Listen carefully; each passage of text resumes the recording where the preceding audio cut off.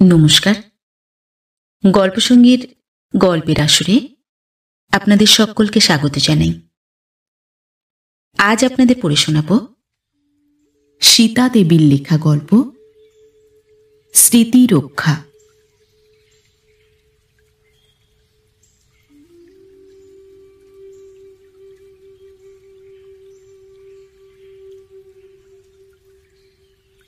শম্ভুচরণের বাল্যকালে সে যে পরে এত বড় একজন আচারনিষ্ঠ হিন্দু হইয়া উঠিবে তাহার কোনো লক্ষণই দেখা যায় নাই। গো ব্রাহ্মণের প্রতি ভক্তি তাহার একেবারেই সাধারণ ছেলের চেয়ে বেশি ছিল না, এবং নিষিদ্ধ দ্রব্য খাইতেও তাহার উৎসাহের অভাব কখনো চোখে পড়িত না। পাড়ার সূচিবায়ুগ্রস্ত মজুমদার গৃহিণীর তপস্যার বিঘ্নকারী রূপে ইন্দ্রদেব যে কয়টি দেবদূত পাঠাইয়াছিলেন তাহাদের মধ্যে শম্ভুর জায়গা সবার শেষে নিশ্চয়ই ছিল না। শম্ভুর বাপ মা নিতান্তই সাধারণ মানুষ ছিলেন। যতটা করা অভ্যাস হইয়া গিয়াছিল তার বেশি উৎপাত সনাতন হিন্দু ধর্ম সম্বন্ধে তাহারা কোনোদিনই করিতেন না। এ বিষয়ে তাহাদের চিত্ত বিশেষ সজাগ ছিল না। ভাত খাওয়া এবং ঘুমাইতে যাওয়ারই মতো না ভাবিয়া তাহারা অবশ্য কর্তব্য সামাজিক ক্রিয়াকর্মাদি করিয়া যাইতেন। অতএব শম্ভুর যৌবনের অত্যুগ্র হিন্দুয়ানিটা তার পৈতৃক সম্পত্তিও ছিল না। পলাশপুর গ্রামটি ছোট, তাহাতে এন্ট্রান্স পর্যন্ত পড়িবার কোনো সুবিধা ছিল না। কাজেই গ্রাম্য সরস্বতীর কৃপা নিঃশেষে শোষণ করিয়া লইয়া নব বিদ্যালাভের জন্য তাহাকে সুদূর কলিকাতা যাইতে হইল। সেখানে তাহার এক দুঃসম্পর্কীয় খুড়া তাহার ভার লইলেন। কলিকাতার এক সংকীর্ণ গলির ভিতর এক স্যাঁতসেঁতে ছোট দোতলা বাড়িতে শম্ভুর কয়েকটা বছরই কাটিয়া গেল। এগুলোর মধ্যে বিশেষত্ব কিছুই ছিল না। খুড়াখুড়ির আদর অথবা অনাদর কোনোটাই উল্লেখযোগ্য নহে। স্কুলের পড়াটাও আর পাঁচটা ছেলের যতখানি সুবিধাজনক লাগে শম্ভুরও তাহাই লাগিত। পাড়াগাঁয়ের স্কুলের পড়া শেষ করিয়া কলিকাতায় আসার দরুন শম্ভুর বয়স একটু বেশি হইয়া পড়িয়াছিল। এন্ট্রান্স পাশ করিতেই তাহার 20 বছর পার হইয়া গেল। এতদিন তাহার জীবনটা নেহাতি একঘেয়েভাবে কাটিতেছিল। বিধাতা এইবার ক্ষতিপূরণের ভার লইলেন। কলেজে উঠিয়াই শম্ভু টেরি মুছিয়া টিকি রাখিল। একজোড়া খড়মও জোগাড় করিয়া ফেলিল। সন্ধ্যান্নিকের ঘটা প্রচণ্ড হইয়া উঠিল, এবং সকালে উঠিয়া খুড়াখুড়িকে প্রণাম করাটাও একটা নিত্যকর্ম করিয়া তুলিল। ভাসুর পর এহেন ভাবান্তর লক্ষ্য করিয়া খুড়ি ব্যস্ত হইয়া দেশে যাকে চিঠি লিখিলেন। দিদি, তোমার ছেলে দিন দিন কিরকম হয়ে যাচ্ছে, ও শিগগির বিয়ে দাও, তা না হলে ও কোনোদিন সন্ন্যাসী হয়ে বেরিয়ে যাবে। খুড়া সওদাগার অফিসের বড়বাবু ও ছোট সাহেব লাঞ্ছিত কেরানি, তার উপর 3টি অবিবাহিতা কন্যার পিতা। কাজেই তাহার ভাইপোর বিচিত্র ব্যবহার লক্ষ্য করিবার অবসর ছিল না। কিন্তু তাহার ছেলে অতুলের এ বিষয়ে কোনো ত্রুটি দেখা যায় নাই। এতদিন একসঙ্গে থাকিয়া এবং এক ক্লাসে পড়িয়া, তাও আবার ক্লাসে অতুলই সর্বদা শম্ভুর উপরে থাকিত। মেজদা যে কেবল একজোড়া খড়ম, একটা টিকি এবং কতকগুলো অনুস্বর বিসর্গওয়ালা কথার তোড়ে পাড়ায় এতখানি নাম কিনিয়া ফেলিবে, এ অতুলের ন্যায়পরায়ণা মনে অত্যন্তই অন্যায় বলিয়া ঠেকিল। এও সহ্য করিতে পারিত যদি মা তাহাকে মেজদার দৃষ্টান্ত দেখাইয়া অহরহ সদুপদেশ না দিতেন। অতুল নিজে সংস্কৃত বিদ্যায় বিশেষ পারদর্শী ছিল না। সে একদিন সন্ধ্যায় নিজেদের সংস্কৃত ক্লাসের ফার্স্ট বয় সুরেশকে আনিয়া লুকাইয়া শম্ভুর সংস্কৃত শুনাইয়া দিয়া পরদিন সগর্বে প্রচার করিল যে শম্ভু আগাগোড়া ভণ্ডামি। কারণ স্বয়ং সুরেশ বলিয়াছে, শম্ভুর উচ্চারণ তো সমস্ত ভুল হয়ই, তার উপর অধিকাংশই তার স্বরচিত।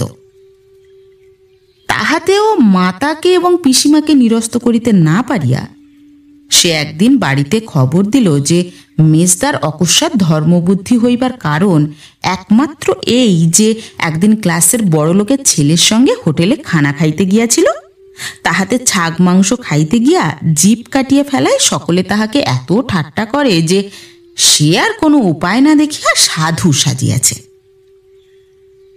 শম্ভুর কানে এ কথা আসাতে সে কি রসনা সম্বন্ধে একটা প্রবাদ বাক্য উচ্চারণ করিয়াই ক্ষান্ত হইল। তাহার আশ্চর্য ক্ষমা গুণে তাহার যশ ও অতুলের অযশ বাড়িল বই কমিল না। শম্ভুর হিন্দু আনিতে তাহার পরকালে সুবিধা কত হইল তাহা বলা যায় না, কিন্তু ইহকালে যে একটা কিছু হইল তাহার চোখেই দেখা গেল। শম্ভুর মা ছোট জায়ের চিঠি পাইয়া কাঁদিয়া কাটিয়া বাড়ি মাথায় করিয়া তুলিল। ফলে গ্রীষ্মের ছুটিতে শম্ভু বাড়ি আসিবা মাত্র নিকটেরই গ্রামের বেচারাম চক্রবর্তী সদল বলে আসিয়া তাহাকে আশীর্বাদ করিয়া গেলেন এবং মাসখানেকের মধ্যেই ভদ্রলোকের একটি ক্ষীণকায়া অল্পভাষিনী কন্যা এবং সঙ্গে 3 টাকা এই বাড়িতে আসিয়া পড়িল। ইহার পর শম্ভুর কলিকাতাবাস বড়ই কষ্টকর হইয়া উঠিল। তাহার শরীর আর ভালো থাকিতেই চায় না। শহরের জলবায়ু তাহার পক্ষে বিষের মতো অতিষ্ঠকারী হইয়া উঠিল। পাড়া গাঁয়ের স্বাস্থ্য যে কত ভালো তাহা সে সময়ে অসময়ে প্রচার করিতে লাগিল। বিধাতা এবারেও দয়া করিলেন। পরীক্ষার একদিন আগে পিতার পীড়ার সংবাদ পাইয়া তাহাকে কলিকাতা ছাড়িতে হইল এবং 10 পরে পিতা পরলোক গমন করাতে কলিকাতা আসার পথও চিরদিনের মতো বন্ধ হইয়া গেল। পিতার মৃত্যু ও পড়াশুনো অকালে শেষ হইয়া যাওয়াতে শম্ভুর মনে যে ভাবের উদয় হইল তাহাকে অবিমিশ্র দুঃখ বলিলে ঠিক সত্য কথা বলা হয় না। শম্ভুচরণ এখন বাড়ির কর্তা। তাহার পিতা জমি জমা রাখিয়া গিয়াছিলেন, তাহাই দেখিয়া শুনিয়া চালাইতে পারিলে খাইবার পরিবার ভাবনা থাকে না। শম্ভুচরণ সেই কাজেই মন দিলেন। সেই সঙ্গে তাহার নিষ্ঠা আরও বাড়িয়া উঠিল। স্ত্রীর বাক্সে নিতান্ত আধুনিক 2খানা নোভেল দেখিয়া তাহাকে এমনই শাসন করিলেন যে ভদ্রমহিলার নোভেল পড়ার শখ চিরদিনের মতো অন্তর্হিত হইল এবং প্রতিবেশিনী সরলাকে যে কলিকাতা হইতে গোলাপি সেমিজ আনাইয়া দিতে অনুরোধ করিয়াছিল তাহা তৎক্ষণাৎ কাঁদিতে কাঁদিতে প্রত্যাহার করিলেন। শম্ভুচরণের প্রথম যখন কন্যা হইল তখন তিনি প্রসূতির যথোচিত অবজ্ঞা প্রকাশ করিয়া তাহার নাম রাখিলেন মণি। পত্নীর প্রতি ভরসা করিয়া অন্তত আরেকটি সন্তান হয় কিনা তাহা দেখিবার সাহস তিনি করিতে পারিলেন না। শিশুকন্যার মা কিন্তু এ নাম স্বীকার করিলেন না। পরম হিন্দু স্বামীর ঘরে যে ক্ষুদ্র মানুষটি তার একমাত্র অবলম্বন ছিল তাহাকে এরকম একটা ছেলের নামে ডাকিতে তাহার মন কিছুতেই উঠিল না। কন্যার মা মেয়ের নাম রাখিলেন উমা এবং এই নামটাই তার হইয়া গেল। ক্ষুদ্র উমা সংসারে কিছুদিন বাস করিয়াই বুঝিয়া লইল যে মা ছাড়া তাহার আশ্রয়স্থল কেউ নাই। পারতপক্ষে বাবার কাছে সে যাইতে চাহিত না, কারণ তিনি উমাকে তাহার উপযুক্ত করিয়া গড়িবার চেষ্টা বিশেষভাবে করিতেন। অল্প বয়স হইতেই উমার একটা ধারণা হইয়াছিল যে তাহার যা কিছু করিতে ভালো লাগে সে সবই করে না, কারণ সবেতেই বাবার কাছে বকুনি খাইতে হয়। এমনকি বাপের সামনে খাইতে দিলেও সে সাহস করিয়া খাইতে পারিত না। সেটাও হিন্দু কন্যার করা কর্তব্য কিনা সে বিষয়ে সে মনের সন্দেহ দূর করিতে পারে না। তাহার মা স্বভাবতই কম কথা বলিতেন। স্বামীর ব্যবহারে সে কম কথা আরও কমিয়া গিয়াছিল। উমার তার এই অল্পভাষিনী মায়ের কাছে বক্তৃতার অবধি ছিল না। তাহার শিশু ভাইকে নিতান্তই শিশু মনে করিয়া সে কোনোদিন তাহাকে নিজের খেলার সাথী করিতে চাহিত না। বালক জাতির সম্বন্ধে তাহার অবজ্ঞার সীমা ছিল না। পুতুল খেলিতে গেলে যে জীব বেনে বউয়ের ছোপানো কাপড় দিয়া বল তৈরি করে এবং রাঁধিবার হাঁড়ি কুড়ি লইয়া গুলি ডান্ডা খেলিতে চায়, তাহাকে কোন মেয়ে কবে শ্রদ্ধা করিতে পারে? কাজেই উমার মাই উমার একমাত্র সম্বল ছিলেন। খাওয়া দাওয়ার উৎপাত চুকিয়া গেলেই তাহাকে উমার সঙ্গে খেলিতে বসিতে হইত। পুতুল খেলার সাথী তো হইতে হইতই, এমনকি মাঝে মাঝে পুতুলও সাজিতে হইত। স্বহস্তে বিচিত্র সেলাই করা পুতুলের তোষকখানি পাতিয়া দিয়া উমা বলিত, মা তুমি থৌ। মাকে সেই রুমালের সমান তোষকে একবার অন্তত শুইতেই হইত, তা না হইলে ক্ষুদ্র জননীটির আর অভিমানের সীমা থাকিত না। এই রকম করিয়া উমার জীবনের 7-8 বছর কাটিয়া গেল। একদিন সে সকালে উঠিয়া দেখিল বাড়িতে মহা ধুমধাম।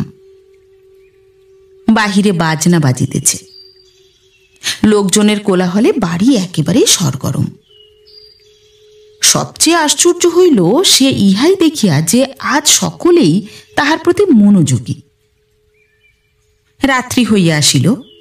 পাড়ার যত কিশোরী ও তরুণী মিলিয়া তাহাকে লাল কাপড়, সোনার গহনা, ফুলের মালা, কত কি দিয়া সাজাইতে বসিয়া গেল।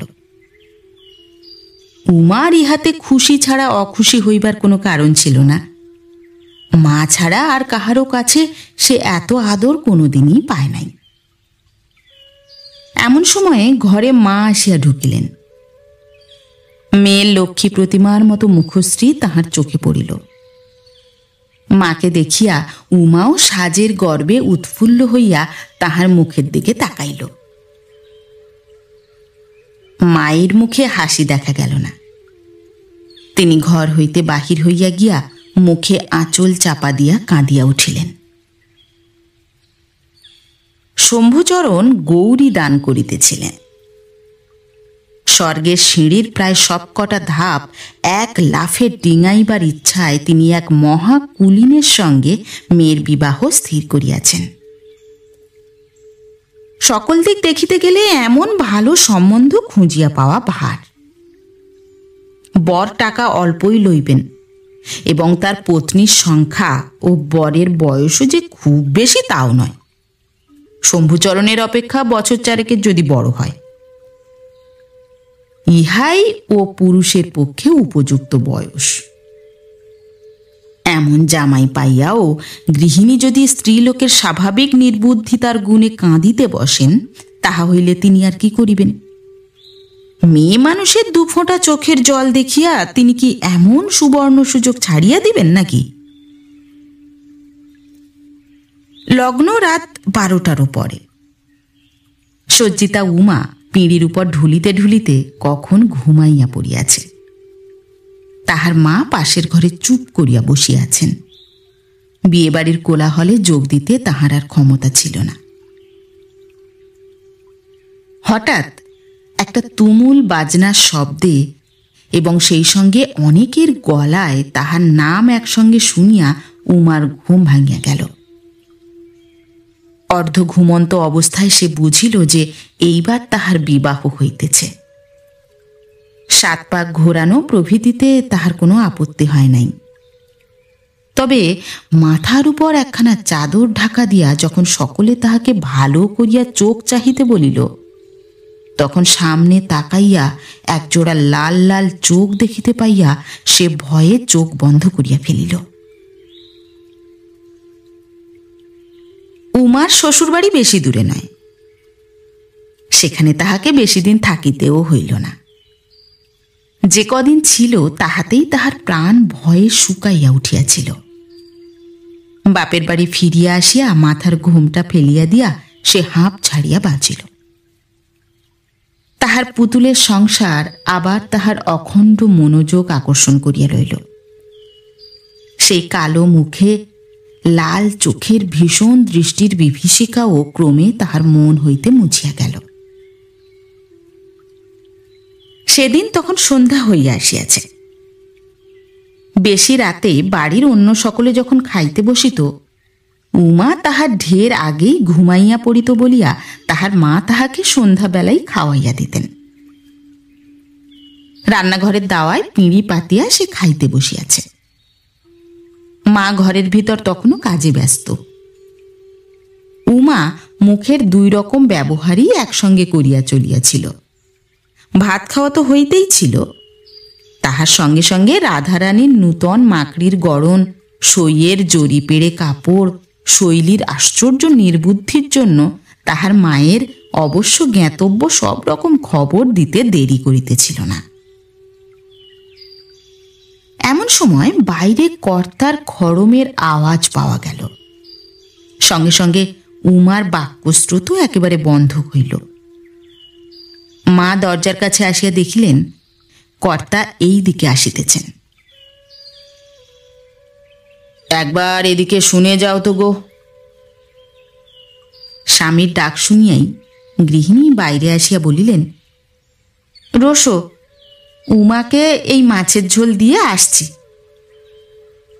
থাক, আর মাছ দিতে হবে না, এদিকে এসো। উমার মা কম্পিত পদে স্বামীর কাছে গিয়া দাঁড়ায়। স্বামীর সব কথা কানে পৌঁছিবার আগেই মাটিতে পড়িলেন। উমা অবাক হইয়া একদৃষ্টে মায়ের দিকে চাহিয়া রহিল। শম্ভুচরণ দ্রুতপদে আসিয়া মেয়ের হাত টানিয়া পিঁড়ি হইতে উঠাইয়া দিলেন। ভয়ে উমার হাত পা ঠান্ডা হইয়া গিয়াছিল এবং সে বুঝিল যে তার খাওয়াটাও বাস্তবিক অন্যায়। তা না হলে বাবা অমন করিবেন কেন? তাহার বাপ সেখান হইতে চলিয়া যাইতেই মা চিৎকার করিয়া কাঁদিয়া উঠিলেন। উমা কাঁদো কাঁদো মুখে মায়ের কাছে আসিয়া দাঁড়াইল। এক হাত দিয়া মাকে জড়াইয়া ধরিয়া বলিল, মা, তুমি কেঁদো না। বাবা অমনি শুধু শুধু সবাইকে বকেন। এরপর আমি ভাত সিন্ধুকের আড়ালে লুকিয়ে খাবো এখন, তাহলেই বাবা দেখতে পাবেন না। রাত্রির অন্ধকার তখনও একেবারে দূর হইয়া যায় নাই। ভোরের ধূসর আলোর সবেমাত্র একটুখানি আভাস পাওয়া যাইতেছে। শম্ভুচরণের বাড়ির খিড়কি দরজা দিয়া একটি তরুণী লঘুপদে বাহির হইয়া আসিল। বাড়ির দূরেই নদীর ঘাট। মেয়েটি সেই দিকে চলিল। আলোয় তার চেহারার আর কিছু বোঝা গেল না। দেখা গেল বিধবার সাদা কাপড় আর কালো কোঁকড়া একরাশ চুল। নদীর ঘাটে তখনও একটিও পল্লীবাসিনীর আগমন হয় নাই। উমা নিজের মনে অনেকক্ষণ জলে পা ডুবাইয়া রহিল। পূর্বাকাশ ক্রমে রাঙা হইয়া উঠিল। বৈরাগী ঠাকুরের বৈতালিক খঞ্জনির শব্দ কানে যাওয়া মাত্র সে তাড়াতাড়ি জলে নামিয়া গোটাকতক ডুব দিয়া উঠিয়া পড়িল। এক কলসি জল তুলিয়া লইয়া ধীরে ধীরে বাড়ি আসিয়া পৌঁছিল। ভিজা কাপড় শুকাইতে দিয়া আসিয়া দেখিল মায়ের ঘরের দরজা তখনও বন্ধ। ফিরিয়া গিয়া রান্নাঘরের কাজে গেল, কারণ এ কাজটা এখন তাহারই। উমা যাহাতে একেবারে অবশ্য কর্তব্য কোনো কাজে অবহেলা না করে সেদিকে শম্ভুচরণ অতি তীব্র দৃষ্টি রাখিয়াছিলেন। ঘরের কর্ম সারা হইয়া গেলে উমার যেটুকু সময় থাকিত তখন শুধু তাহাকে লইয়া রামায়ণ মহাভারত পড়িয়া যাইতেন এবং ব্রহ্মচারিণীর কর্তব্য সম্বন্ধে উপদেশ দিতেন। বেশভূষা, আহার বিহার কিছুতেই তিনি বিন্দুমাত্র অবহেলা সহ্য করিতে পারিতেন না, কারণ তাহার নির্মল কুলে কোন ছিদ্র দিয়া কখন শনি প্রবেশ করিবে তাহা তো বলা যায় না। একটা সামান্য মেয়ের প্রাণ অপেক্ষা কুলগৌরব অনেক বড় জিনিস, এ বিষয়ে তাহার সন্দেহ মাত্র ছিল না। তাহার ছোট ভাই বিষ্ণুচরণ রান্নাঘরের উঠানে একটি গাছ লাগাইয়াছিল। তাহা অজস্র ফুলে আলো হইয়া আছে। ভোরের বাতাসে শিশিরের সঙ্গে ফুলগুলি টুপ করিয়া ঝরিয়া পড়িতেছিল।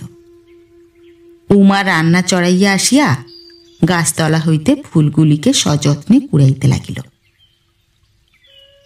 হঠাৎ সশব্দে একটা দরজা খুলিয়া গেল। একজন গৌর স্থূলাঙ্গী মহিলা বাহির হইয়া আসিলেন। হাই তুলিয়া হাত কচলাইতে কচলাইতে চারিদিকে তাকাইতে লাগিলেন। উমার দিকে চোখ পড়িবা মাত্র কঠোর স্বরে বলিয়া উঠিলেন, হ্যাঁলা উমি, সকালে উঠেই ও কি ন্যাকামি? আজ আর রান্না বান্না চড়বে না? উমা তাড়াতাড়ি গাছতলা হইতে উঠিয়া পড়িয়া রান্নাঘরে ঢুকিতে ঢুকিতে বলিল, মা, রান্না তো আমি অনেকক্ষণ বসিয়েছি, ভাত ফুটছিল, তাই একটু বাইরে এসে বসেছিলুম। মা গজেন্দ্র গমনে আবার গিয়া ঘরে ঢুকিলেন। এটি শম্ভুচরণের দ্বিতীয় পক্ষ। উমার মা মেয়ে বিধবা হইবার 1 বছরের মধ্যেই মারা যান। বিধবা বালিকা কন্যার ব্রহ্মচর্যের উপযুক্ত রক্ষণাবেক্ষণের জন্য একান্ত ব্যস্ত হইয়া শম্ভুচরণ 2 মাস কাটিতে না কাটিতেই প্রতিবেশী নরোত্তম ভট্টাচার্যের বয়স্কা কন্যা শতদলবাসিনীকে বিবাহ করিয়া আনিলেন। তিনি স্বামীর ঘরে আসিয়াই উমার রক্ষণাবেক্ষণের ভার গ্রহণ করিলেন। আর বছর ফিরিতে না ফিরিতেই সংসার রক্ষার ভার উমাকে গ্রহণ করিতে হইল।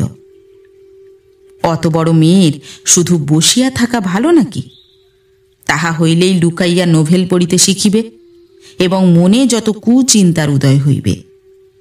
বিধবা মেয়ে লইয়া ঘর করা যে কি যন্ত্রণা, তাহা পরে কি বুঝিবে? যাহার করিতে হয় সেই জানে। এদের শাসনে না রাখিলে কি আর রক্ষা আছে? আঁচলে শিউলি ফুলের রাস লইয়া উমা রান্নাঘরে ঢুকিয়া বসিয়া পড়িল। তার 2 চোখ দিয়া জল ঝরিতে লাগিল। বিমাতার ব্যবহারটা তাহার এতদিনেও অভ্যস্ত হইয়া ওঠে নাই। তাহার বাক্যের জ্বালা এতদিনেও তাহার সহিয়া যায় নাই। তাহার নিজের মা মারা যাইবার পর হইতে গত 8 বৎসর ধরিয়া প্রায় প্রতিদিনই তাহাকে তিরস্কার সহ্য করিতে হয়। আর পরলোকগতা মাকে মনে করিয়া তাহার চোখের জলও শুকাইতে চায় না। উমার কোলের ফুলগুলি আগুনের তাপে কখন শুকাইয়া উঠিয়াছিল সেদিকে তাহার লক্ষ্যও ছিল না।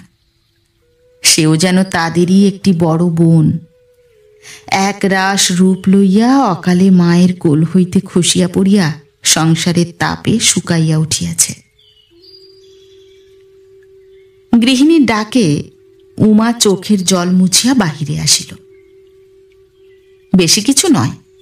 মা বলিলেন, ও উমি, বেশি করে চাল নিস, আর একজন লোক খাবে। উমা ঘরে ঢুকিয়া ভাবিল, নিশ্চয়ই মার সেই ভাই আসবে। বাবা, তার জন্য তো বেশ বেশি করেই চাল নিতে হবে। ভাত যে হয়ে গেছে, আবার চড়াতে হবে। এমন সময় বই বগলে করিয়া লাফাইতে লাফাইতে বিষ্ণুচরণ আসিয়া ঘরে ঢুকিল। শম্ভুচরণের আমলের মিডল ইংলিশ স্কুল এখন হাই স্কুল হইয়াছে। কাজেই বিষ্ণুচরণকে বিদ্যালাভ করিবার জন্য কলিকাতা যাত্রা করিতে হয় নাই। সে আসিয়াই ধপ করিয়া বই খাতা চৌকাঠের উপর ফেলিয়া বলিল, দিদিভাই, আজ আমাকে তাড়াতাড়ি ভাত দিতে হবে। আজ আমাদের নতুন মাস্টার আসবে কিনা, তাই আমরা সব আগে থেকে গিয়ে হাজির হব। উমা থালায় ভাত বাড়িতে বাড়িতে বলিল, এত সকালেই খাবি? এখনো যে কিছু রান্না হয়নি। তোদের আবার নতুন মাস্টার কবে এলো? আহা, তাও ছাই জানো না, আজই এসেছেন, আর তিনি যে আমাদের বাড়িতেই থাকবেন। জমিদার বাবু চিঠি নিয়ে সকালে যখন এলেন, তখন আমি নিজের চোখে দেখলাম। বিষ্ণুচরণ সহপাঠীদের কাছে নতুন মাস্টারের সম্বন্ধে যাবতীয় জ্ঞাতব্য ও অজ্ঞাতব্য খবর সবার আগে দিবার লোভে কথা বন্ধ করিয়া তাড়াতাড়ি মস্ত মস্ত ডেলা পাকাইয়া গরম ভাত গিলিতে আরম্ভ করিল। দুপুরে শম্ভুচরণ স্নান আদি শেষ করিয়া অতিথিকে লইয়া খাইতে বসিলেন। বাড়িতে আর লোক নাই, গৃহিণী অসুস্থা, উমাই পরিবেশন করিতে চলিল। বাপের খড়মের শব্দ পাইয়াই সে একবার বাহিরে উঁকি মারিয়া নতুন মাস্টারকে দেখিয়া লইল। স্কুলের সেকেন্ড মাস্টার হরিশবাবু পীড়িত হইয়া পড়ায় কিছুদিন ছুটি লইয়াছেন। তাহারই জায়গায় এই নতুন মাস্টারের আগমন। বৃদ্ধ হরিশবাবুকে উমা ভালো করিয়াই চিনিত, সে যে তাহার রাঙা দিদি। কিন্তু তাহার পদে এ কি মাস্টার আসিল? এর বয়স তো 24-25-এর বেশি হইবে না। শম্ভুচরণ অতিথিকে আপ্যায়িত করিয়া মধুর কণ্ঠে বলিলেন, বাবা বিশ্বনাথ, দাঁড়িয়ে রইলে কেন? বসো, তুমি ঘরের ছেলে, এত লজ্জা কিসের? উমা, ভাত নিয়ে এসো। শম্ভুচরণ স্বভাবত এমন মিষ্টভাষী এবং অমায়িক প্রকৃতির মানুষ নন, কিন্তু আজ তাহার মধুর ব্যবহারের একটু কারণ ছিল। বিশ্বনাথ স্থানীয় জমিদারের ভাগিনীয়। স্বয়ং শম্ভুচরণও ওই জমিদারেরই একজন প্রজা। তাছাড়া নানা দিকেই তাহার মুখাপেক্ষী। জমিদার মামা থাকিতে বিশ্বনাথের চাকরি করার কি দরকার অনেকেই বুঝিতে পারে নাই, কিন্তু জন্মাবধি কি চেহারা এবং চরিত্র জমিদারের ভাগ্নে হইবার অনুপযুক্ত ছিল। সযত্নে রক্ষিত ফুলের বাগানে এক একটা আগাছা যেমন বিনা যত্নে নিজের মাথা উঁচু করিয়া দাঁড়ায়, বিশ্বনাথের দশা ছিল সেই রকম। বিধবা জননীর সঙ্গে আবাল্য জমিদার বাড়িতে মানুষ হইয়াও সেখানকার হাওয়া তাহাকে কাবু করিতে পারে নাই। সিল্ক শাটিনে সজ্জিত মোটাসোটা জমিদার পুত্রদের দলে তাহার দীর্ঘাকৃতি রোগা শ্যামবর্ণ চেহারা কিছুতেই মানাইত না। নিজের কোঁচার ফুল এবং টেরি ঠিক রাখার অপেক্ষা তাহার দৃষ্টি গাছে চড়া, সাঁতার দেওয়া এবং হাডুডু খেলার দিকে বেশি ঝোঁক। কাহারও উপর সর্দারি করা অথবা কাহারও সর্দারি করা কোনোটাই তাহার অভ্যাস ছিল না। এইভাবে দিন কাটাইয়া যখন একদিন সে MA পাশ করিয়া অন্তত কলেজে পড়াটা শেষ করিয়া ফেলিয়াছে, তখন হইতে বাড়িতে সে কিছুতেই স্থির হইয়া থাকিতে পারিতেছিল না। চাকরির জন্যে বিদেশে যাইবার জোগাড় করাতে বিধবা মা আকুল হইলেন, মামাও ব্যস্ত হইয়া উঠিলেন। কিন্তু সব দিকে বাধা পাইয়া অত্যন্ত বিরক্ত হইয়া সে যত মুচি ও মুসলমানের ছেলেকে নিজের ঘরে আনিয়া পড়াইতে বসিয়া গেল। মানুষের শাসন, সমাজের শাসন কোনোটাই তাহার কাছে কোনো কিছু গ্রাহ্যের জিনিস ছিল না। কাজেই জমিদার বাবুকে রোজ হাঁড়ি ফেলা নিবারণ করিতে হইলে অন্য রাস্তা দেখিতে হইবে। কাছাকাছি সকল গ্রামের সকলে তাহার অনুগত, তাহারা সাহায্য করিতে ত্রুটি করিতেন না। ইতিমধ্যে পলাশপুর স্কুলে মাস্টারের কাজ হইল। জমিদারবাবু তৎক্ষণাৎ কাজটা ভাগিনেয়ের জন্য জোগাড় করিলেন এবং শম্ভুচরণের বাড়িতে থাকিবার বন্দোবস্ত করিয়া ফেলিলেন। এইবার বাড়ির সকলেরই মনের মতো হইল। বিশ্বনাথ বসিয়া খাওয়া হইতে নিস্তার পাইয়া হাঁপ ছাড়িয়া বাঁচিল। তারপর ঠিক হইল যে ছেলের নিকটেই থাকিবে। সপ্তাহে একদিন ইচ্ছা করিলে বাড়ি আসিতেও পারিবে এবং পরিচিত গৃহস্থের বাড়িতে থাকিবে। কাজেই বিশ্বনাথ ভাত খাইতে ভুলিয়া গেলেও তাহারা ডাকিয়া খাওয়াইবেন। মামা খুশি হইলেন একটা আপদের শান্তি হইল বলিয়া। শম্ভুচরণ মনে মনে খুশি হইয়াছিলেন, কারণ খানিকটা জমি ব্রহ্মোত্তর করিয়া লইবার চেষ্টা তিনি কিছুদিন যাবৎ বিশেষভাবে করিতেছিলেন। এই সুযোগে তাহার কিছু সুবিধা হইতে পারে মনে করিয়া তিনি বিশ্বনাথকে সাদরেই অভ্যর্থনা করিয়া লইলেন। বিষ্ণুচরণ এমন আশ্চর্য নতুন ধরনের মাস্টারকে তার এত কাছে পাইয়া আনন্দে দিশাহারা হইয়া গেল। উমা প্রথমে নিরপেক্ষ ছিল, কিন্তু বিশ্বনাথের আহারে সে ক্রমে মনে মনে কৌতূহলী হইয়া উঠিতেছিল, যেন এক আলাদা রাজ্যের মানুষ। কোনো নিঃসম্পর্কীয় পরপুরুষের সঙ্গে তাহার যদিও কিছু সংস্রব কখনো ছিল না, তবুও গাঁয়ের সকল ছেলেকে সে চোখে অন্তত দেখিতে পাইত, এবং যতটুকু দেখিয়াছিল তাহাতে তাহাদের প্রতি উমার শ্রদ্ধার উদয় হয় নাই।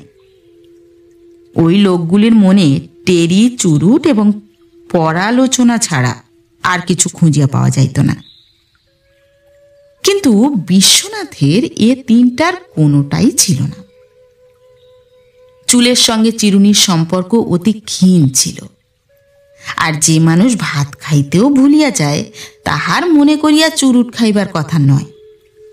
স্কুলের কাজ করিয়া সে যতটুকু সময় পাইত তাহা হয় বই পড়িয়া, নয় ছাত্রদের সঙ্গে ক্রিকেট খেলিয়া কাটাইয়া দিত। উমাকে রোজই পরিবেশন করিতে হইত। সে ঘোমটার আড়াল হইতে প্রায়ই লক্ষ্য করিত এই রোগা ছেলেটি ভালো করিয়া খায় না।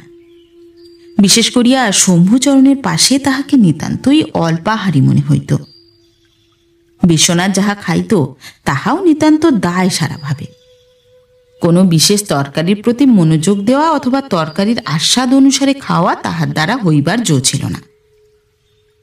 উমা নিজের হাতের রান্নার প্রতি এতটা উপেক্ষা দেখিয়া মনে মনে পীড়িত হইয়া উঠিত, কারণ তাহার বাপ ভাইয়ের হাজার দোষ থাকিলেও এ দোষটা ছিল না। উমা ইচ্ছা করিত এই অন্যমনস্ক ছেলেটিকে ঠেলা দিয়া নিজের খাওয়া সম্বন্ধে একটু সচেতন করিয়া তোলে। শম্ভুচরণ একদিন খাইতে বসিয়া মাছের তরকারিটা বড়ই পছন্দ করিয়া ফেলিলেন। উমা চাহিয়া দেখিল বিশ্বনাথ ঠিক আগেরই মতো খাইয়া চলিয়াছে, তাহার মুখে বিশেষ কোনো তৃপ্তির চিহ্ন নাই। কর্তা বলিলেন, উমা, বিশ্বনাথকে আরো একটু মাছ দাও তো। বিশ্বনাথ ব্যস্ত হইয়া বলিয়া উঠিল, না না, দরকার নেই। উমা নিষেধ সত্ত্বেও খানিকটা তরকারি তাহার পাতে ফেলিয়া দিল। বিশ্বনাথ হঠাৎ সহাস্য মুখে তাহার দিকে চাহিয়া বলিল, কেন দিলেন? মিথ্যে ফেলা যাবে। উমার সঙ্গে তাহার এই প্রথম কথা। উমা লজ্জায় লাল হইয়া উঠিল। রান্নাঘরে আসিয়া ভাবিল, মা গো, ছেলেটা যেন কিরকম হাসলে, যেন ও খেলে কি না খেলে তাতে আমার কতই বয়ে যাচ্ছে। ঠিক করিল কাল হইতে না চাহিলে উহাকে কখনোই কিছু দেওয়া হইবে না। জমিদারের ভাগ্নে কিনা, তাই গরিব মানুষের রান্না পছন্দ হয় না। কিন্তু কাল হইবা মাত্র সে আবার যথাসাধ্য সযত্নে রাঁধিতে বসিল। বিশ্বনাথের হাসির অপরাধ সত্ত্বেও তাহার মনে এই ইচ্ছাই প্রবল হইয়া উঠিল যে আজ তাহাকে যাহা দেওয়া হইবে সব সে যেন ভালো করিয়া খায়। বিষ্ণু যখন আসিয়া বলিল, দিদি, আমার সঙ্গে মাস্টারমশাই তাকেও ভাত দিতে বললেন, রুটিন বদলে গেছে কিনা, বাবার সঙ্গে খেলে তার দেরি হয়ে যাবে। তখন উমা রান্না শেষ না হওয়ার জন্য দুঃখিত হইয়া যাহা ছিল তাহাই বাড়িয়া দিল। বাকি রান্নার জন্য তাহার আর কোনো উৎসাহ দেখা গেল না। কিন্তু আজ এ লোকটার হইল কি? কিছু রান্না হয় নাই, তবু আজই ইহার এত খাইবার উৎসাহ কেন? কাল উমার তরকারিকে অবহেলা করিয়া বিশ্বনাথের একটু অনুতাপ হইয়াছিল। খাওয়া শেষ করিয়া উঠিয়াই তাহার মনে হইয়াছিল তাহার ব্যবহারটা ঠিক হয় নাই। বেচারি ছেলে মানুষ তাহার রান্নার অপমানে নিশ্চয়ই দুঃখিত হইয়াছে। তাই আজ সে ঠিক করিয়া আসিয়াছে জোর করিয়াই চাহিয়া খাইবে। অন্য জিনিসের অভাবে আজ সে যখন বলিয়া বসিল, আর একটু ডাল দিন, তখন উমা তাহার বাটিতে এতখানি ডাল ঢালিয়া দিল যাহা পেটুক দামুর পক্ষেও অতিরিক্ত বলিয়া গণ্য হইত। রান্না খাওয়ার মধ্য দিয়া যে পরিচয় আরম্ভ হইল তাহা ক্রমেই বাড়িয়া চলিল। উমার বাবা জমির ভাবনায় ইদানিং বিশেষ ব্যস্ত থাকায় কন্যার ব্রহ্মচর্য পালনের তত্ত্বাবধান তত ভালো করিয়া করিতে পারিতেন না। উমার মা নোভেল পড়ার জন্য কঠিনভাবে শাসিত হইয়াও মেয়েকে লিখিতে পড়িতে শিখাইয়া গিয়াছিলেন। পিতার অনবসরে উমা দুপুরে নিজেই রামায়ণ পড়িতে বসিত। বইখানার প্রতি অতিরিক্ত অনুরাগ বশত নয়, আর কোনো বই হাতের কাছে ছিল না বলিয়াই। বিষ্ণু একদিন হাফ হলিডে পাইয়া সকাল সকাল বাড়ি আসিয়া দিদির হাতে রামায়ণ দেখিয়া নাক সিটকাইয়া বলিল, কি যে দিদি দিনের পর দিন একই বই পড়ো। আমার কাছে মাস্টারমশাইয়ের কেমন সুন্দর একখানা বই আছে, সেইটা দেব এখন, পড়ে দেখো, রামায়ণের চেয়ে ঢের মজার। মজার বইখানি আর কিছু নয়, বঙ্কিমের আনন্দমঠ। উমা বই লইয়া পড়িতে বসিয়া গেল। গৃহিণীর কলকণ্ঠের ঝঙ্কার কানে আসিবার আগে কিছুতেই উঠিতে পারিল না। সন্ধ্যাবেলা বইয়ের অধিকারী ঘরে ফিরিয়া বইয়ের খোঁজ করাতে বিষ্ণু অম্লান বদনে বলিল, আমি সেটা দিদিকে পড়তে দিয়েছি। বিশ্বনাথ অনাবশ্যক উৎসাহের সহিত বলিয়া উঠিল, ও, তোমার দিদি বই পড়েন নাকি? আচ্ছা, আমার কাছে আরো ঢের বাংলা বই আছে, তবে তাকে দিও। বই দিদির কাছে খুব বেশি না পৌঁছিলেও বিষ্ণু অনুমতি পাইয়া সাহিত্য চর্চায় গভীরভাবে মনোনিবেশ করিল। বিশ্বনাথের অন্যমনস্ক মন এই মাস দুয়ের মধ্যেই এ বাড়ির অন্তত একটি লোক সম্বন্ধে ক্রমেই বেশ সচেতন হইয়া উঠিতেছিল। এই যে সুন্দর মেয়েটি সারাদিন মুখ বুজিয়া সংসারের সকল খাটুনি খাটিয়া যায় আর সঙ্গে সঙ্গে বাড়ির সকলের গঞ্জনা সহ্য করে, ইহার জন্য বিশ্বনাথ মনে ভারী একটা বেদনা অনুভব করিত। তাহার জন্য শম্ভুচরণ অথবা তাহার পত্নী উমাকে কতদিন কঠোর শাসন করিতেন, কারণ বিশ্বনাথকে এখন তাহারা একজন বলিয়াই মনে করিতেন। তাহার সামনে মুখ ঢাকিয়া কথা বলাটা ছাড়িয়া দিয়াছিলেন। বিশ্বনাথ দেখিতে পাইত উমার চোখ জলে ভরিয়া আসিতেছে, রৌদ্রতপ্ত ফুলের মতন শুকাইয়া উঠিয়াছে। নিষ্ফলতায় তার সারা অঙ্গ জ্বলিয়া উঠিত। সে তাড়াতাড়ি বাড়ি হইতে সরিয়া যাইত। প্রতিকারের চেষ্টায় যে উমার প্রতি অত্যাচার বাড়িবে বই কমিবে না, ইহা সে ভালো করিয়াই বুঝিয়াছিল। কিন্তু দুর্বলের প্রতি অত্যাচারটা বসিয়া বসিয়া দেখা তাহার অসহ্য হইয়া উঠিতেছিল। এটা শুধু দুর্বলের প্রতি করুণাবশতই যে নয়, এইরকম একটা সন্দেহ তাহার নিজের মনেও জাগিয়া উঠিতেছিল। তাহার মনের তাপ সোজা পথ না পাইয়া মাঝে মাঝে অত্যন্ত অন্যভাবে বাহির হইয়া পড়িত। বিষ্ণুচরণ এবং তাহার বৈমাত্রেয় ভাই বিশ্বনাথের সঙ্গে একই ঘরে শুইত। কাজ করার ত্রুটি লইয়া একদিন গৃহিণী উমাকে আক্রমণ করিল। হ্যাঁলা, পরের ছেলে বাড়িতে রয়েছে, তার বিছানাটাও করে দিতে নেই? হাত পাকি এই বয়সেই খসে পড়ল তোর? বলা বাহুল্য, পরের ছেলে বিশ্বনাথ এ স্থলে উপলক্ষ মাত্র ছিল। তাহার কানে কথাটা পৌঁছিল। সে ঘরে আসিয়া খাট হইতে বিছানাটা ছুঁড়িয়া ফেলিল।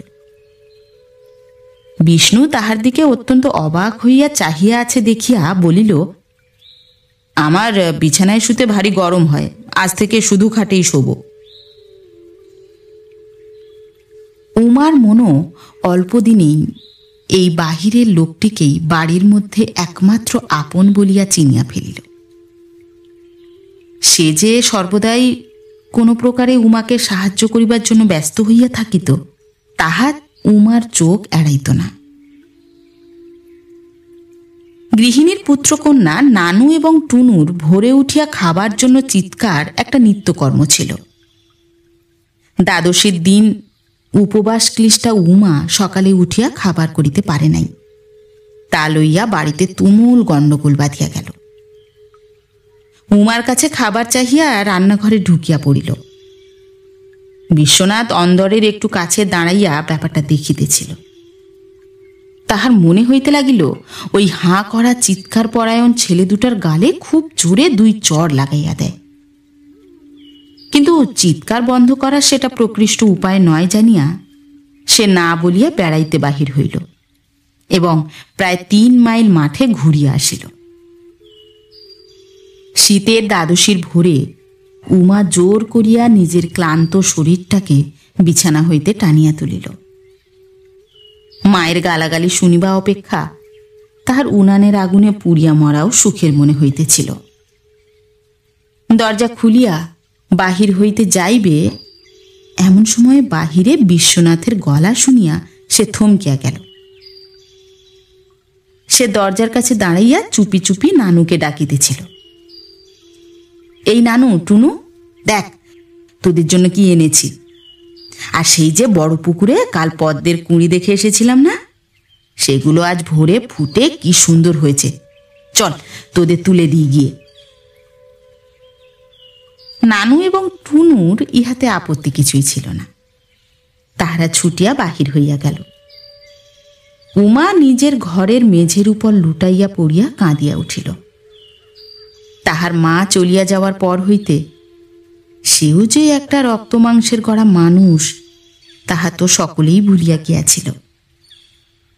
এতদিন পরে এই মানুষটিকে কি মা মেয়ের দুঃখ দেখিয়া এখানে আনাইয়া দিয়াছেন। সে গলবস্ত্র হইয়া লুটাইয়া পড়িয়া প্রণাম করিল। সে প্রণাম যে কাহার উদ্দেশ্যে তাহা সে নিজের মনেও স্পষ্ট করিয়া বুঝিল না। স্নান করিয়া রান্নার জন্য 1 কলসি জল লইয়া ফিরিবার পথে উমা দেখিল বিশ্বনাথও একটা কি কাঁধে করিয়া সেই পথেই ঘাটের দিকে চলিয়াছে। তাহার মুখ দেখিয়াই আবার উমার চোখ সজল হইয়া উঠিল। এই একটুখানি অযাচিত করুণা তাহাকে কেন এত বিচলিত করিয়া তুলিয়াছিল তাহা সে কিছুই বুঝিতে পারিতেছিল না। তাহার ইচ্ছা করিতে লাগিল মাটিতে লুটাইয়া পড়িয়া একবার এই মানুষটিকে প্রণাম করে, কিন্তু সংকোচে অগ্রসর হইতে না পারিয়া জড়সড় হইয়া সে পথের একপাশে সরিয়া দাঁড়াইল। বিশ্বনাথ একটু ইতস্তত করিয়া তাহার কাছে আসিয়া দাঁড়াইয়া বলিল, এই সকালেই জল আনতে বেরিয়েছেন কেন? আপনার নিশ্চয়ই এখনো খাওয়া হয়নি। উমা শেষ প্রশ্নের কোনো উত্তর না দিয়া মৃদুস্বরে বলিল, তা না হলে স্কুলের ভাত দেব কি করে? অমন মানুষ খুন করে ভাত খাওয়া আমার কোনোদিন অভ্যাস নেই। তাছাড়া আজ আমার একটু জ্বর হয়েছে, ভাত হয়তো খাবই না। এই কয়েকটা কথা বলিয়াই সে হন হন করিয়া চলিয়া গেল। উমা তরিত পদে বাড়ি ফিরিয়া আসিল। বিশ্বনাথের হঠাৎ জ্বর হওয়ার কারণ সে আজ ভালো করিয়াই বুঝিয়াছিল।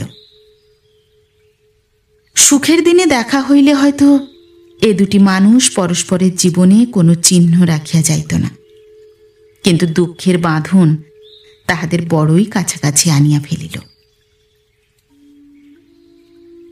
উমি, শুনছিস? আরাম ছেড়ে উঠে একটু সকাল সকাল উনুনে আগুন দে। আজ সুরেশ আর দিদি আসবে, এসে কি শেষে মুখে জল দিতে পাবে না? উমা ঘরে বসিয়া কি আকাশ পাতাল ভাবিতেছিল তা সেই জানে। ডাক শুনিয়া তাড়াতাড়ি উঠিয়া পড়িল, রান্নাঘরে গিয়া নিজের কাজে মন দিল। বিশ্বনাথ স্কুল হইতে বাড়ি ফিরিয়া ঘরে ঢুকিয়া দেখিল একটি লোক তাহার খাটে বসিয়া পরম নিশ্চিন্তভাবে তামাক খাইতেছে। তাহার মাথার সামনে টেরি এবং পিছনে টিকি, পরিধানে খুব শৌখিন ধুতি এবং পাঞ্জাবি। লোকটার দিকে একবার চাহিয়াই বিশ্বনাথ ঘর হইতে বাহির হইয়া গেল। সুরেশ হুঁকা নামাইয়া বিষ্ণুকে জিজ্ঞাসা করিল, এই বুঝি তোদের নতুন মাস্টার? খান তো ছেলে পড়িয়ে, কিন্তু জমিদার বাড়ির চাল ছাড়তে পারেননি। মানুষকে যেন চোখেই দেখেন না। গৃহিণীর এই ভাইটির নানা কারণে বাড়ি ফিরিতে অনেক রাত হইত। এখানে আসিয়াও তাহার ব্যতিক্রম হইল না। ছেলেপিলেদের খাওয়া হইয়া গেলে গৃহিণী উমাকে বলিলেন, সুরেশের খাবার আমার ঘরে ঢাকা দিয়ে রাখ, বিশ্বনাথেরও রাখ, দুটি এক বয়সী, বেশ একসঙ্গে খাবে এখন। রাত 10টার পর সুরেশ যখন সান্ধ্য ভ্রমণ সারিয়া বাড়ি ফিরিলেন, তখন বাড়ি একেবারে চুপচাপ। উমা সব কাজ সারিয়া নিজের রাত্রির আহার মুড়ি ও গুড় লইয়া খাইতে বসিয়াছে। সুরেশ আস্তে আস্তে দরজার কাছে আসিয়া দুপাটির দাঁত বাহির করিয়া বলিল, কি গো, আছো কেমন? এবার যে আর চিনতেই পারলে না। উমা চমকাইয়া উঠিল। তীব্র দৃষ্টিতে একবার দরজার দিকে চাহিয়াই খাওয়া ছাড়িয়া সশব্দে কপাট বন্ধ করিয়া দিল। সুরেশের মুখে একটা পৈশাচিক হাসি খেলিয়া গেল। সে সরিয়া গিয়া দিদির ঘরে হাজির হইল। ডাক পড়াতে বিশ্বনাথ আসিয়া দেখিল, এই নরপুঙ্গবটির সঙ্গে আজ তাহাকে খাইতে হইবে। স্বয়ং গৃহিণী আজ পরিবেশনকারিণী। যে কারণেই হোক, ভাইয়ের সামনে উমাকে তিনি বাহির করিতে চাহিতেন না। সুরেশ খাবারের থালা সামনে আসিতেই চিৎকার করিয়া উঠিল, এ কি, ভাত কেন? রাত্রে যে আমি ভাত খাই না, তাই এরই মধ্যে ভুলে গেলে নাকি? এত রাতে ভাত খেলে কাল সকালে আর আমায় উঠতে হবে না। গৃহিণী অত্যন্ত অপ্রতিভ হইয়া গেলেন। তাহার বিধবা ভগিনী কপাটের আড়াল হইতে বলিলেন, শুরুর আমার যে শরীর, ওর কি কোনো অনিয়ম সয়? মেয়েকে দুখানা লুচি করে দিতে বললে না কেন? গৃহিণী উচ্চকণ্ঠে বলিয়া উঠিলেন, তা কি আর আমি বলিনি দিদি? বড় মানুষের বউ কি আমার কথা কানে তোলেন? ও মুখ পুরি গেল কোথায়? এর মধ্যেই পিণ্ডি গিলতে বসেছে। আর কেউ খেলে কি না খেলে সেদিকে চোখ নেই? উঠে আয় বলছে এখুনি। শুরু, আর একটু বসো ভাই, আমি লুচি এখুনি ভাজিয়ে দিচ্ছি। উমা রান্নাঘর হইতে বাহির হইয়া দ্রুতপদে ভাঁড়ার ঘরে গিয়া ঢুকিল। গৃহিণীর দিদি তাহাকে দেখিয়াই আবার মুখ খুলিলেন, ও বাবা, মেয়ের রাগ দেখো, একেবারে ফরকাতে ফরকাতে গিয়ে ঘরে ঢুকল। বিধবা মানুষের আর সারাদিনও তো নিজের আরাম নিয়ে থাকলে চলে না। আমরা তো আছি, সারাদিন মুখ বুজে কাজ করছি, কথাটি বলিনে। বিশ্বনাথ একবার উমার মুখের দিকে চাহিল। 2-1 গ্রাস ভাত মুখে দিয়া ভদ্রতার খাতির সম্পূর্ণ করিয়া উঠিয়া চলিয়া গেল। বাহির হইতে শুনিতে পাইল, 2 ভগিনীর বক্তৃতা স্রোত উমাকে লক্ষ্য করিয়া খরবেগে প্রবাহিত হইতেছে। বিশ্বনাথ সারা রাত ঘুমাইবার বৃথা চেষ্টা করিল। শেষ রাত্রে বিছানা ছাড়িয়া উঠিয়া পড়িল। প্রায় 1.5 ঘণ্টা বেড়াইয়া নদীর ধার দিয়া বাড়ির দিকে চলিল। এখনো লোকজন আসে নাই বোধ হয়। কিন্তু ঘাটের নিচের ধাপে সাদা কাপড় পরিয়া কে বসিয়া? কালো চুলের রাশ কঠিন পাথরের উপর ছড়াইয়া পড়িয়াছে, মুখ দেখা যায় না।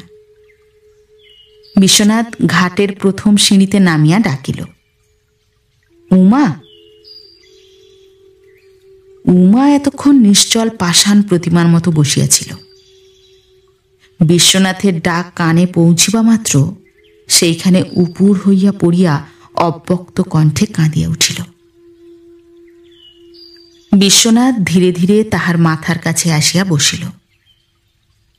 কথা বলিয়া উমাকে সান্ত্বনা দিবার ক্ষমতা যেন তাহার লোপ পাইয়াছিল। সে মুখ না তুলিয়াই বুঝিতে পারিল বিশ্বনাথের চোখের দৃষ্টি তাহার খোলা চুলের রাশে ঝরিয়া পড়িতেছে। একটু পরে বিশ্বনাথ জোর করিয়া নিজেকে সামলাইয়া লইয়া আবার ডাকিল, উমা। এবারও উমা উত্তর দিল না। হঠাৎ তাহার সর্বাঙ্গ শিহরিয়া কাঁপিয়া উঠিল। দেহে তার এ কার স্পর্শ? চুলের রাশ ভেদ করিয়া যেন শরীরে সর্বাঙ্গে বিদ্যুৎ প্রবাহ খেলিয়া গেল। উমার মাথায় হাত রাখিয়াই বিশ্বনাথ বলিল, তোমার এ যন্ত্রণা আর আমি চোখে দেখতে পারি না। তুমি আমার সঙ্গে চলো। আমি বড়লোক নই, কিন্তু আমাদের বিবাহ হলে তোমার অন্তত মনের শান্তি থাকবে। উমার সমস্ত শরীর যেন অসাড় হইয়া আসিল। সেই মুহূর্তেই সে উঠিয়া বসিয়া একবার ভয়চকিত দৃষ্টিতে বিশ্বনাথের দিকে চাহিয়া বিদ্যুতের মতো ছুটিয়া চলিয়া গেল। তার ঘরে পৌঁছিবা মাত্র মূর্ছিতের মতো মাটিতে লুটাইয়া গেল। জ্ঞান ফিরিয়া আসিবা মাত্র একটা প্রচণ্ড ধিক্কারে তাহার সমস্ত মন ভরিয়া উঠিল। ছিছি, নিজেকে সে কোথায় ছুঁড়িয়া ফেলিয়াছে? তাহার আবাল্য ব্রহ্মচর্যের আর তার বাবার এত শিক্ষার ফল কি এই? হিন্দু বিধবা হইয়া সে একটু কষ্ট সহিতে পারে না, আর তার এই দুর্বলতা লোকের কাছে সে এমনভাবে প্রকাশ করিয়াছে। ব্রাহ্মণের ঘরে ব্রাহ্মণ বংশের বধূ সে, একজন তাহার কাছে স্বচ্ছন্দে বিবাহের প্রস্তাব করিল। ছিছি, এ কথা শুনিবার আগে তাহার মরণ হইল না কেন? আর যে তাহাকে এমন কথা বলিতে পারিল সেই বা কেমন? উমা মনের সমস্ত রাগ ঘৃণা পুঞ্জীকৃত করিয়া অপরাধী বিশ্বনাথের বিরুদ্ধে চিত্তকে কঠিন করিয়া তুলিতে চেষ্টা করিল। কিন্তু হায় রে অপমানিত ব্রহ্মচর্যের অহংকার!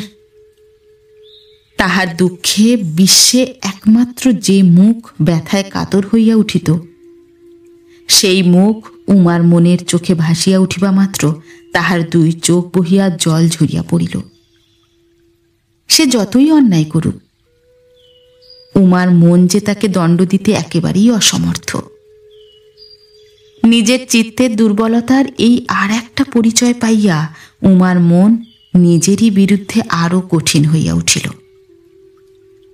নিজের দুঃখ এত করিয়া জাহির করিয়া সেই তো এই ভীষণ অমঙ্গলকে ডাকিয়া আনিয়াছে।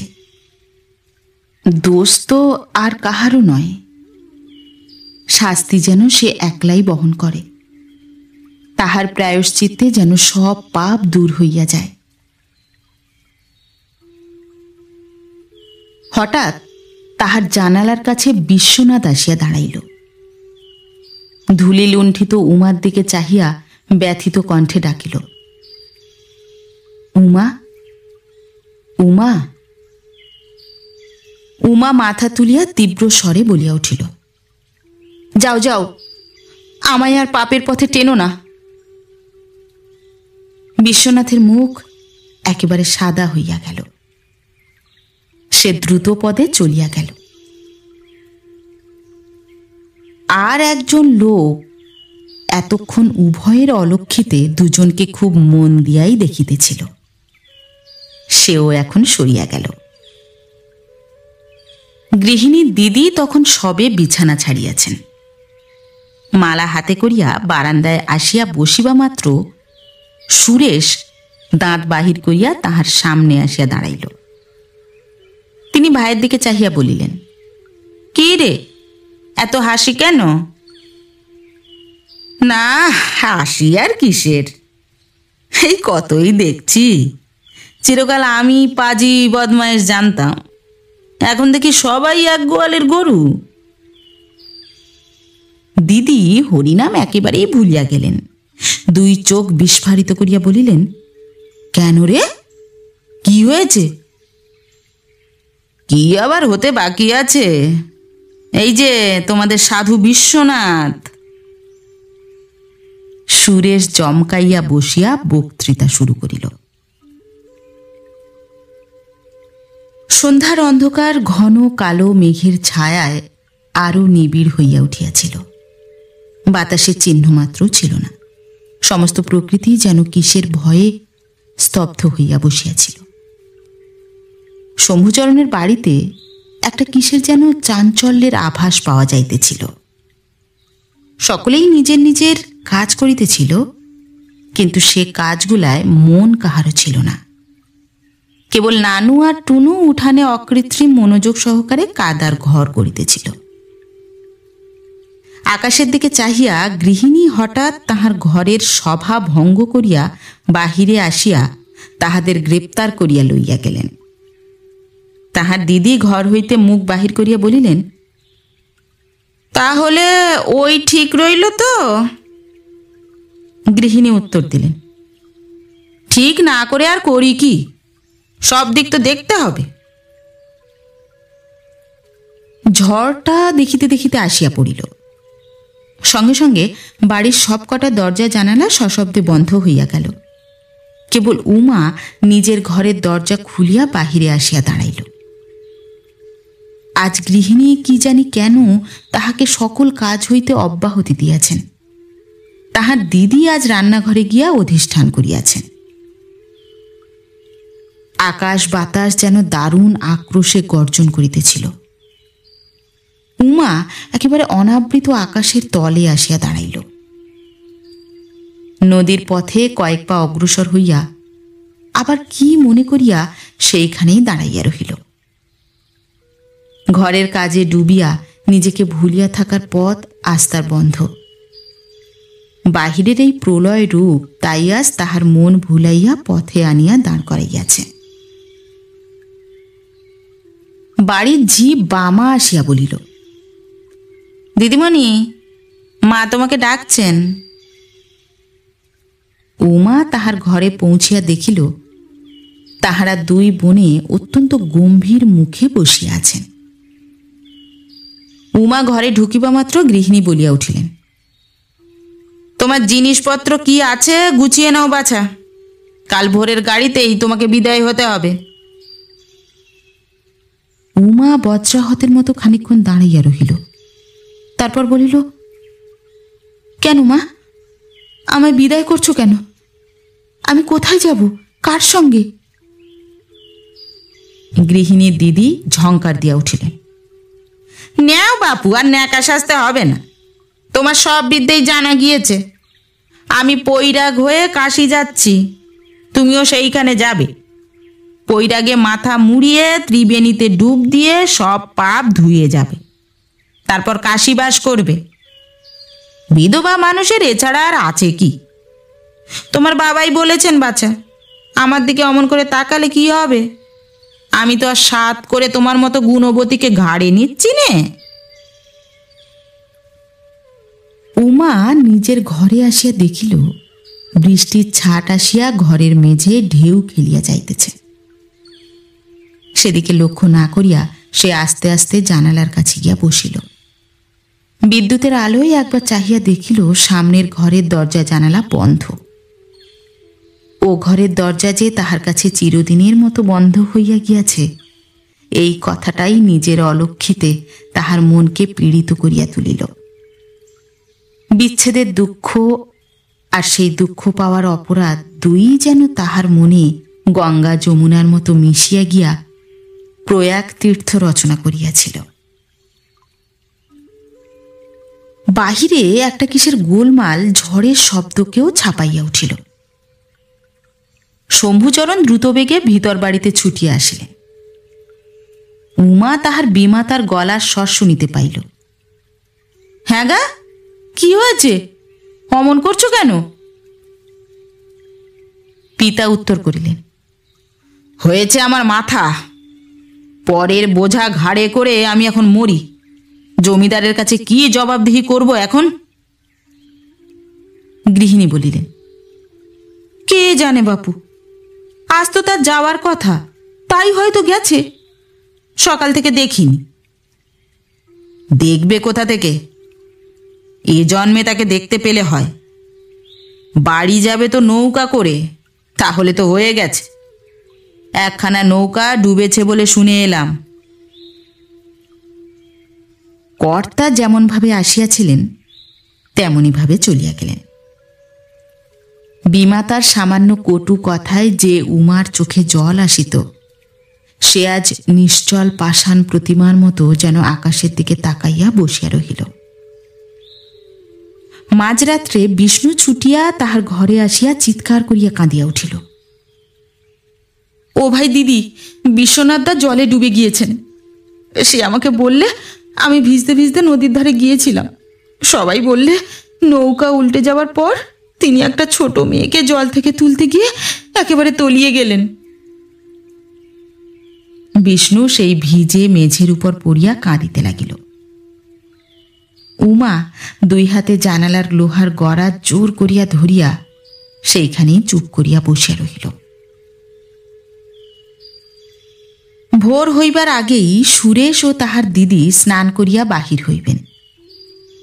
গৃহিণী উমার ঘরে ঢুকিয়া দেখিলেন মেঝের উপর বিষ্ণুচরণ পড়িয়া ঘুমাইতেছে, আর কেহ নাই। ব্যস্ত হইয়া বাহিরে আসিয়া সকল জায়গায় খুঁজিলেন, কোথাও সে নাই। তখন নিজের ঘরে আসিয়া ঠেলা মারিয়া শম্ভুচরণকে তুলিয়া দিলেন। গোলমালে ক্রমে বাড়ির সকলেই উঠিয়া পড়িল। ঘরের বাহিরের কোনো জায়গায় খুঁজিতে বাকি রহিল না। অবশেষে বামাঝি চোখ মুছিতে মুছিতে উঠিয়া বসিয়া বলিল, একটু আগে কে যেন খিড়কির দোর খুলে বেরিয়ে গেল। আমি তখন ঘুমের ঘরে ভাবলাম বুঝি বেড়ালটা। আধারের ঘুমটায় তখনও চারিদিক ঢাকা। শম্ভুচরণ একটা লণ্ঠন হাতে করিয়া বলিলেন, যেখানে থাকুক সে, আমি তাকে খুঁজে আনছি, কাউকে আমার সঙ্গে যেতে হবে না। তিনি বাহির হইয়া যাইবা মাত্র বিষ্ণুচরণও অন্ধকারে তাহার পিছনে চলিল। শম্ভুচরণ নদীর ধারের এবং পথের সমস্ত ঝোপ ঝাড় দেখিয়া শেষে নদীর ঘাটে আসিয়া উপস্থিত হইলেন। লণ্ঠন লইয়া এধার ওধার তাকাইতে লাগিলেন। ঘাটের সিঁড়ির একেবারে শেষে জলের প্রান্তে একটা সাদা কি দেখা গেল। শম্ভু নামিয়া এসে দেখিলেন উমাই বসে। পায়ের কাছে মৃত্যুর স্রোতের মতো নিবিড় কালো জল গর্জন করিয়া ছুটিয়া যাইতেছে। মাথার উপর মেঘের কালো আবরণ। ঝড়ের হাওয়া তাহার ক্ষীণ তনুকে লইয়া উন্মত্ত হইয়া উঠিয়াছে। পাগলা হাওয়ার টানে যেন সন্ধ্যা তারা আকাশের কোল ছাড়িয়া পৃথিবীতে খসিয়া পড়িয়াছে। শম্ভুচরণ গম্ভীর স্বরে ডাকিলেন, উমা, উঠে এসো, যাওয়ার সময় হয়েছে। উমা উঠিয়া দাঁড়াইল। কথা না বলিয়া ধীরে ধীরে শম্ভুচরণের পিছন পিছন চলিল। বাড়ির কাছে আসিবা মাত্র বিষ্ণু ছুটিয়া আসিয়া তাহাকে জড়াইয়া ধরিয়া বলিল, দিদি, এতক্ষণ কোথায় ছিলে? শম্ভুচরণ তাড়াতাড়ি তাহাকে সরাইয়া দিয়া বলিলেন, দিদির সঙ্গে কথা বলো না, ঘরে যাও। ভোর হইবার আগেই উমা আজন্ম পরিচিত গ্রাম ছাড়িয়া চলিয়া গেল। ট্রেনের সংকীর্ণ মেয়েদের গাড়িতে স্থানের অকুলান হওয়াতে তাহার সঙ্গিনী অন্যান্য মেয়েদের সঙ্গে তুমুল ঝগড়া বাঁধাইয়া দিলেন। উমা দরজার কাছে দাঁড়াইয়া নির্নিমেষ চোখে বাহিরে চাহিয়া রহিল। দেখিতে দেখিতে পলাশপুর চোখের আড়াল হইয়া গেল। ত্রিবেণীর ঘাটে লোকের ভিড় এখনো কমে নাই। তবে সন্ধ্যা হইয়া আসিয়াছে বলিয়া যাত্রিনীরা ঘরে ফিরিবার জন্য সকলেই ব্যস্ত। তিনটি বাঙালির মেয়ে ঘাটের কাছে আসিয়া দাঁড়াইল। তিনজনই বিধবা। একজন, সে কি তাহার চেহারা এবং কণ্ঠস্বর অত্যন্ত নিঃসংশয়ে প্রমাণ করিতেছিল। অন্য দুজনের মধ্যে একজন স্থূলাঙ্গী প্রৌঢ়া, মুখ অতিশয় গম্ভীর, আর একটি তরুণী, তার বিস্ফারিত চোখ যেন পৃথিবীর দিকে কিছু না বুঝিয়াই তাকাইয়া আছে। প্রৌঢ়া ঘাটের কাছে আসিয়া বলিলেন, পাণ্ডামিন সে গেল কোথায়? নাপিত আনতে গিয়ে তার আর দেখা নেই। বাড়ি ফিরব কখন? তাহার কথা শেষ হইতে না হইতেই মোটা সোটা পাণ্ডাজি এক হিন্দুস্থানী নাপিত সঙ্গে করিয়া উপস্থিত হইলেন। সে নিজের থলি খুলিয়া চটপট চিরুনি, খুর, কাঁচি প্রভৃতি বাহির করিতে লাগিল। প্রৌঢ়া তরুণীর দিকে চাহিয়া বলিলেন, ওগো মেয়ে, এগিয়ে এসো, আর দেরি করো না, রাত হয়ে এলো।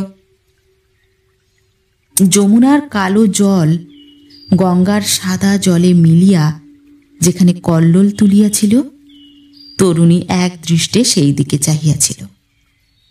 সে নড়িল না। প্রৌঢ়া আসিয়া তাহার হাত ধরিয়া টানিয়া আনিলে। নাপিত কাঁচি বাহির করিল। তরুণীর ঘন কালো চুলের রাশ মাটিতে লুটাইয়া পড়িয়াছিল। সে হাত দিয়া তাহা তুলিয়া ধরিল। নাপিতের হাত তাহার চুল স্পর্শ করিবা মাত্র সমস্ত শরীর যেন শিহরিয়া উঠিল। আমার চুলে কেউ হাত দিও না বলিয়া সবলে নিজের চুল নাপিতের হাত হইতে ছাড়াইয়া সে সরিয়া দাঁড়াইল। ক্রোধে তাহার সঙ্গিনীর মুখ কালো হইয়া উঠিল। পাণ্ডা একবার তাহার মুখের দিকে তাকাইয়া ধীরে ধীরে যুবতীর দিকে অগ্রসর হইল। ব্যাত বেষ্টিত হরিণীর মতো চকিত চোখে একবার সে চারিদিকে চাহিয়া দেখিল। চারিদিকে শুধু হিংস্র কঠোর চাহনি। বিশ্ব সংসারে তাহার জন্য আর এক বিন্দুও করুণা অবশিষ্ট নাই। পাণ্ডা তাহার কাছে আসিবা মাত্র সে তীব্র কণ্ঠে চিৎকার করিয়া উঠিল। পর মুহূর্তেই আকাশভ্রষ্ট তারার মতো তীর বেগে জলে ঝাঁপাইয়া পড়িল। সন্ধ্যার অন্ধকারে তাহার রক্তহীন শুভ্র মুখ যমুনার কালো জলে একবার শ্বেত পদ্মের মতো ফুটিয়া উঠিল। তারপর যম ভগিনীর গভীর আলিঙ্গনে সে চিরদিনের মতো তলাইয়া গেল।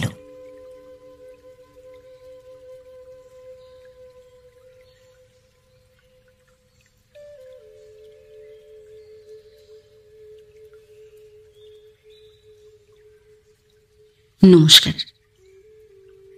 নতুন একটি গল্প নিয়ে খুব শিগগির ফিরে আসছি। ততক্ষণ সবাই ভালো থাকবেন, সুস্থ থাকবেন। গল্প পাঠ কেমন লাগলো অবশ্যই কমেন্ট করে জানাবেন এবং ভিন্ন ভিন্ন স্বাদের অডিও স্টোরি শোনার জন্য অবশ্যই চ্যানেলটি সাবস্ক্রাইব করবেন। ধন্যবাদ।